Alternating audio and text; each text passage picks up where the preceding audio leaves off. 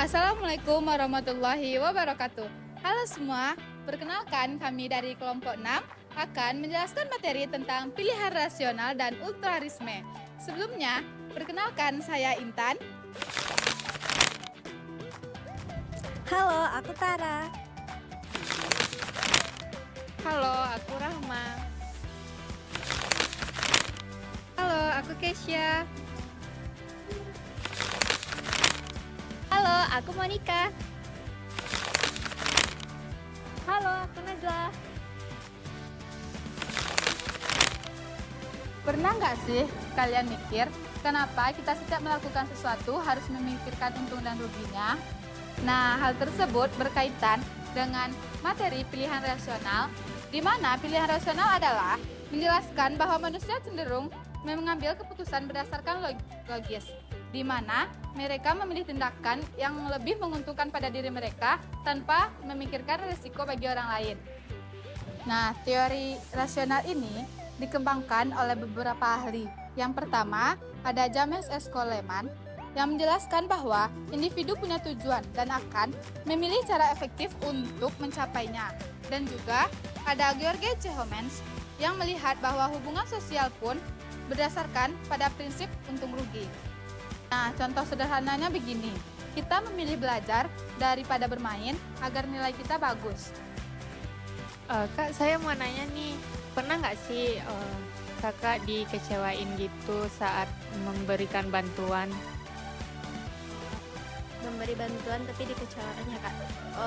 Mungkin pernah ya Kak, karena misalkan kita memberi bantuan tapi malah bantuan kita tuh nggak dihargain. Tapi balik lagi ke kan kita mau bantuin tapi niat bantuin itu harus ikhlas ya, nggak butuh imbalan. Tapi ya namanya juga kadang ngasih imbalan tuh kan kita juga mau reaksi timbal balik gitu Kak. Misalkan kita bantuin orangnya, jadi orang tuh juga kita juga butuh gitu dia balas bantuan kita. Itu sih Kak. Terima kasih ya Kak atas jawabannya. Halo Kak, aku mau nanya nih, menurut Kakak wajar nggak kalau bantu teman itu berharap dibalas? Kalau menurut saya sih wajar-wajar aja, karena kan kita juga pengen diperlakukan dengan baik sama teman. Tapi kalau supaya nggak terlalu kecewa, kita juga nggak boleh berharap dibalas juga. Terus yang penting kita melakuin udah bantu teman, terus udah jadi orang baik. Kalau dibalas ya syukur, kalau nggak dibalas juga nggak apa-apa. Pernah nggak Kakak ngalamin kejadian seperti itu? Kalau nggak dibalas, pernah sih. Tapi nggak apa-apa, yang penting kita juga udah bisa bantu dia. Yang penting Kakak ikhlas ya? Yang penting ikhlas. Makasih ya Kak atas waktunya, terima kasih juga atas jawabannya ya Kak. Iya, makasih. Halo Kak, jadi aku mau nanya nih, Kakak pernah membantu teman tanpa mengharapkan balasan nggak? Kalau pernah, ceritain dong gimana? Selalu sih Kak, setiap saya menolong teman, saya nggak pernah berharap dia balas budi atau mengharapkan imbalan dari yang saya bantu gitu. Dan menurut saya pribadi, kalau kita mau menolong orang, kita nggak boleh menghitung kita rugi atau menghitung kita dapat untung nggak gitu. Karena kita harus ikhlas menolong orang, jadi itu bentuk ketulusan kita. Jadi intinya Kakak ikhlas saja tanpa mengharapkan balasan ya? Iya Kak. Terima kasih ya Kak. Apa alasan utama Anda membantu teman?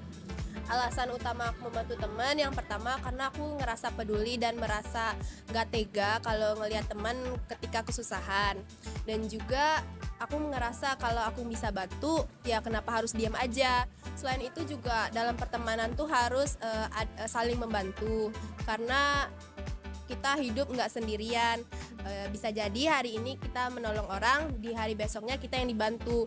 Saling membantu itu juga bisa mempererat hubungan pertemanan kita.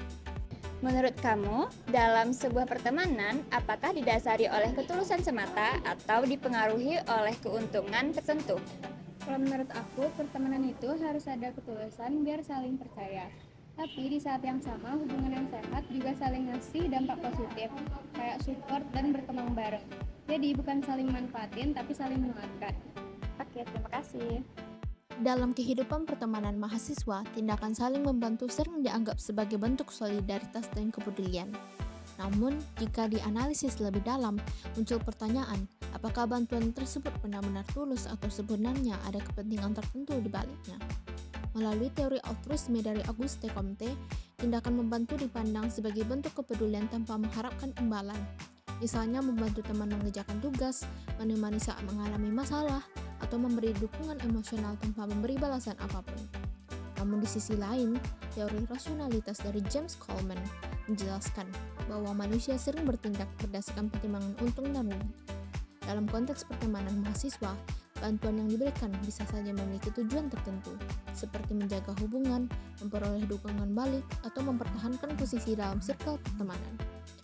Hal ini diperkuat melalui teori pertukaran sosial dari George Homans, yang melihat hubungan sosial sebagai proses timbal balik ketika seseorang terus memberi bantuan, tetapi tidak mendapatkan respon yang sama. Muncul rasa kecewa, tidak dihargai, bahkan merasa dimanfaatkan. Artinya, hubungan pertemanan tidak selalu sepenuhnya altruistik maupun sepenuhnya rasional. Dalam realitas sosial, keduanya sering berjalan bersamaan. Seseorang bisa membantu karena benar-benar peduli, tetapi secara tidak sadar juga berharap hubungan tersebut tetap terjaga atau mendapatkan balasan di masa depan. Sekian penjelasan materi dari kelompok kami. Jika ada kesalahan kami minta maaf. Assalamualaikum warahmatullahi wabarakatuh.